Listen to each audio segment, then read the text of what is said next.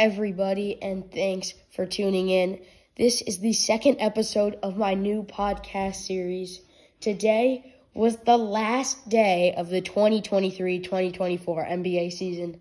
I can't believe how fast it went by, but we are just going to be entering the best part, the biggest stage, the NBA playoffs. On Sunday, April 14th, all 30 NBA teams appeared in a game. We actually had some surprising games. We had some cool outcomes, but really, we could kind of figure out who would take the seeds before each games. During today's podcast, I will be talking to you guys about the playoffs, who my teams are that could possibly make the finals, who are underrated teams that could possibly make a run, and teams that just don't show me enough to make it far in the playoffs. First, I'd like to start off with who is going to be playing who in the NBA playoffs. First, in the Eastern Conference for the play-in tournament, the Chicago Bulls will play the Atlanta Hawks in the 9-10 game, and the Philadelphia 76ers will play the Miami Heat in the 7-8 game. Moving up, the 6-seeded Pacers will play the 3-seeded Milwaukee Bucks. The 5-seeded Orlando Magic will play the 4-seeded Cleveland Cavaliers. And then it is uncertain on who the New York Knicks and who the Boston Celtics will be playing. As we move on to the Western Conference, in the 9-10 game will be the Sacramento Kings and Golden State Warriors. The 7-8 game will be the New Orleans Pelicans and the Los Angeles Lakers. And then the real playoff picture, which has already been figured out for most teams, will be the 6-seeded Phoenix Suns playing the 3-seeded Minnesota Timberwolves. The 5-seeded Dallas Mavericks will play the 4-seeded Los Angeles Clippers. And it hasn't been decided yet on who the 1 and 2 seed will play. That is the Denver Nuggets and Oklahoma City Thunder. Now I'd like to talk about who my underrated picks are going to be in the NBA playoffs.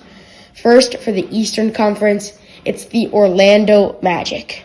When I was watching the Orlando Magic today, they were on point, and it really felt like a playoff atmosphere, not only for their team, but for the entire stadium. They absolutely dominated the Bucks. The Bucks were without Giannis Antetokounmpo. I'll explain a little bit more about the Bucks in this video. They have struggled without Giannis in the past few games. Not only with Giannis, they lost to pretty bad teams recently, and it's not what you want going into the playoffs, especially to beat good teams, to give you a little bit of energy, but it just hasn't seemed to be working for the Bucks. The Magic, though, who I've been explaining, look like a great team. Their offensive numbers struggle a little bit. They're 22nd. They were 22nd in the NBA this season on those numbers. But really, what you need most in the playoffs is defense. Their defense is all around sophisticated with great players. And when those great players combine and they start forcing turnovers on bad plays from teams, they make it real tough for you. And one of those examples was today. Like, the Bucks went off to a great start in that game, but the Magic were just on fire in the second half, forcing the turnover.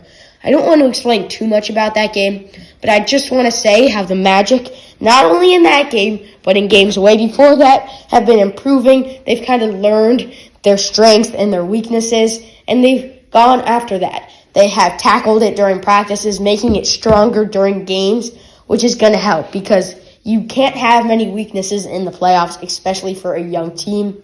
Though I am a little concerned about who has been on the playoffs in their team because it hasn't been many guys, but they're hungry and they can be worth something. They play the Cavaliers in the first round, which can be a good game. The Cavs have struggled recently with health issues and who really the ball should go to.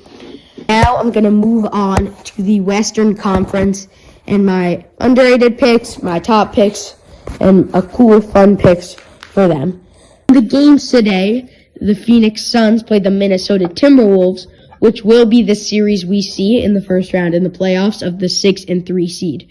The Suns did blow out the Timberwolves. The Timberwolves didn't get the number 1 seed they were hoping for, but maybe it was a better outcome for them avoiding like a Lakers or a Golden State Warriors in the first round. The Thunder absolutely dominated the Mavericks. They beat them by 49 points today. I think the Thunder are the scary team in the West. I had said it a lot this season, is who is going to step up for the Thunder when it matters most in that late run. Because they don't have a guy that has experienced a good playoff atmosphere. I do think the Thunder will show up, and I don't think they have much to lose, but they did put a lot of work into this season that it would make sense for them to give it their all. Of course they're going to give it their all, but it really matters how they're going to give it their all and how they're going to play these teams with their level of intensity that they want, their defensive strategies, and their offensive strategies. A few other games today in the Western Conference, the Los Angeles Lakers beat the Pelicans by 16 points. That will be the 7-8 matchup for the first game in the play-in. That team will play the number 2 seed, which shall be fun. But the Lakers, to me, are my underrated pick. The Lakers climbed a different ladder than all the other play-in teams did as we came to an end of the season. They became an underrated fourth quarter team as well. They were very good in the fourth quarter. They kind of dominated everybody. They came back from large deficits, and I think that's what you need. They have the experience. LeBron James is in his 22nd year in the NBA. He has been to the playoffs so many times that he's going to know what he does. A lot of these teams in the Western Conference have young guys. Well, yeah, some of these young guys have made the playoffs before, like Luka Doncic, Anthony Edwards, Shai Gilgeous-Alexander. And the biggest name out of the young guys is Zion Williamson. Zion Williamson has not made it to the playoffs in his career. The Pelicans have made it to the play-in. He was injured during those times. So it will be a test for him. Because it is first, people will look at it like it's the one that matters most. And yes, I'm going to look at it that way too. If Zion Williamson can show us his talent, he's going to be known and he's going to be a star. If Zion doesn't show his talent, it may be a little concerning for his future and what the Pelicans' future may hold. I think the Pelicans will have the easier game when they face the Lakers. Because if they win, it will give them a little momentum. They've won the game against possibly another playoff team going into a tough first round. If they don't, it's going to be rough. It might be a little shaky. And then playing a team that has Steph Curry possibly is going to make it even harder. Again, also, the Kings are a very strong team. They were a 3 seed in last year's playoffs. They did get eliminated in the first round to the Golden State Warriors. So having them at the 9 and 10 game, that's going to be a fun game, especially because it is in Sacramento. Sacramento Kings can also pour it on any team. De'Aaron Fox and Domantas Sabonis play great basketball together. They also have the key role players that surround them, great shooters, great rim protectors, and great attackers to the basket. So I think overall, the Sacramento Kings are a better team. So the Pelicans probably wouldn't want to face them in the second round. But it's still Steph Curry, so you can't really say anything about it. Steph may turn on his mode if he makes it to the playoffs.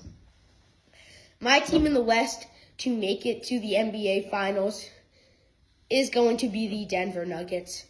The Denver Nuggets are the best team in the Western Conference if we look at it from any perspective. They might face challenges as they're going. They may get to a 7-game series. They may have a few 6-game series.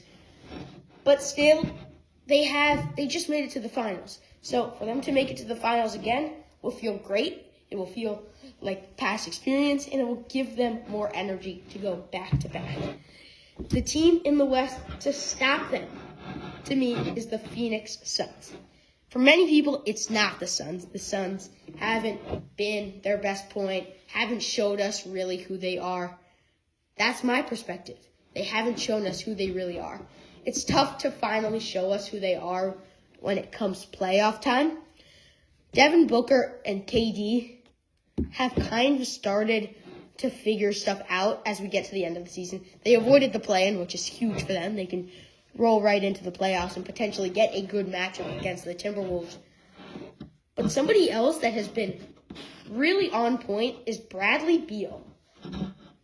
This last quarter of the season, 25% of the year, he has been his best player, and he's kind of reminding us of what he does. He's had better shooting numbers, he's been better scoring-wise, and he's been moving a little bit without the ball. It hasn't been the Kevin Durant show one play, and then he's standing in the corner. It hasn't been the Devin Booker show one play, and then he's going to the corner.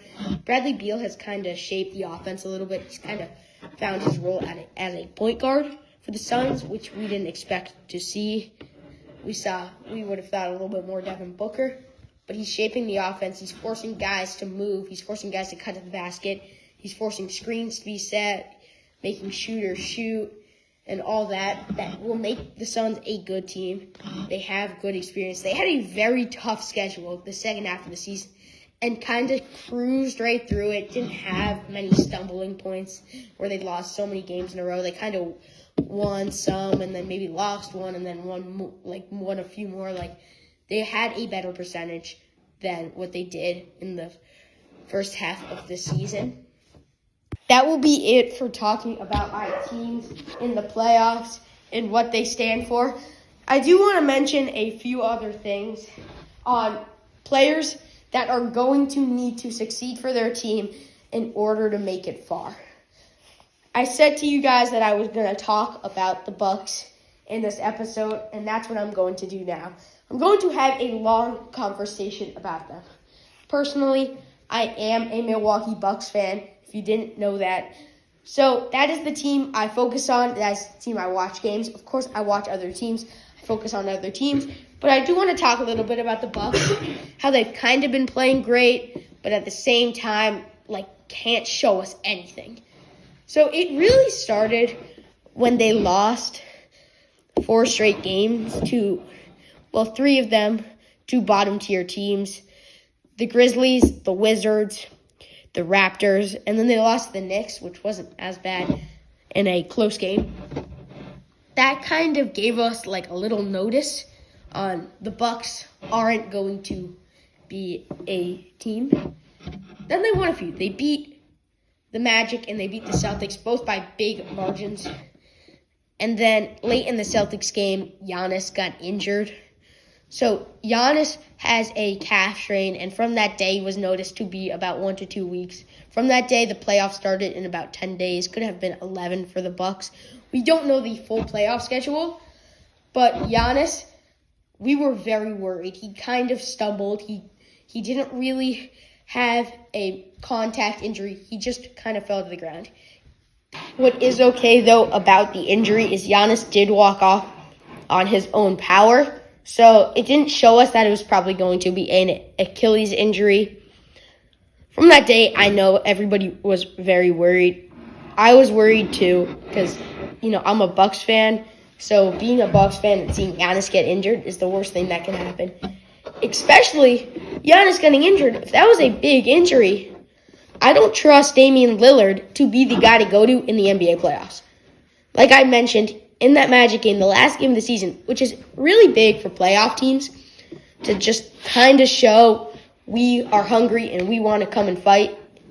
Dame shot 14% from the field. That's not a good sign. I don't remember the last time I saw Dame hit a 3, which is another worry. Maybe he can show us a level that we didn't see as Bucks fans, because I don't think many people watched the Trailblazers last year. But Dame's got to step up for Bucks to make it far in the playoffs. It's really what they wanted, is they wanted strength in late games, which they kind of got. And they didn't ask for much more. Dame did make us think he was going to give us those 30 points he did on the Trailblazers last year. He only averaged about 24 a game with very inconsistent numbers, maybe giving us 10 points a night and then giving us 20 and then 30. So Dame might be a struggle, and that's why they need Giannis back. I think Giannis may miss a game in the NBA playoffs. I don't think it will be as big of a worry. It will show us what can Dame do, what can Chris Middleton do, who is another big piece for the Bucks. He has been injured in the playoffs when they've tried to go on big runs, But when he is healthy and he plays games, he's at his best strength. He's a different playoff breed. He has the experience. He is a veteran. He's made it to a finals. He's won a finals. And Chris Middleton being healthy is going to help. And we haven't seen it in a few years, which has been very unhelpful for them trying to make a run and go far in the playoffs. But if Giannis misses game 1, the Bucks will be at home against the Pacers. Bucks haven't played Pacers since about the first half of the season. So they didn't really experience the new Pascal Siakam for the Pacers. Though I know the Bucks will adjust. They are that veteran team that can really adjust quickly. Though what I've kind of noticed is the Bucks, they can't guard anybody. And I thought we were going to see more of a Brook and Giannis step up because they lost their perimeter defender, Drew Holiday, in the offseason. But they really haven't. They've kind of lowered a level. They've been better offensively, but worse defensively. And that's a struggle. And you need that defense in the playoffs, especially against a team that passes the ball well, that swings the ball well. It may catch the Bucks lacking, which gives up open threes. I do expect that to be a fun series. That's all I'm going to talk about for the Bucks. That is all I'm going to talk about for the Bucks and in the NBA today. The playoffs will start soon. The play-in will be even sooner. It will be during this week. I hope to upload to you guys of my play-in prediction, which may be coming out in a few days. Don't fully expect it because it may not be there, though I do hope it is because I really want to show who I believe is best. I kind of mentioned it in this video, but I will give it a better explanation in the next. And then I will give you guys a playoff prediction, and I want to find out the times so I can know. But I will upload next Sunday. Remember, we do upload every Sunday. This is the second episode of my new podcast series. Thank you guys so much for tuning in, and I can't wait to see you guys next week. Thanks for watching. See ya.